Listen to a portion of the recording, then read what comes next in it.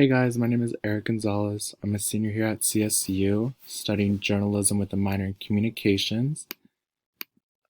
I've taken online classes before, so I'm pretty used to this type of setting. I do like online classes in some ways. I do think they're pretty flexible.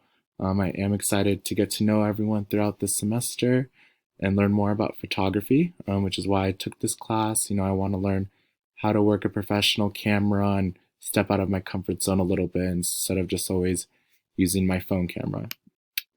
The camera that I checked out was the Nikon D3300. It's a really good camera. I took portraits of my friend. The quality came out really good. And so far, it's a pretty simple camera to use. So I do like it, and I'm excited to get to work with it throughout the semester as our projects get bigger. But yeah, so far I have no questions or concerns. I'm looking forward to a great semester.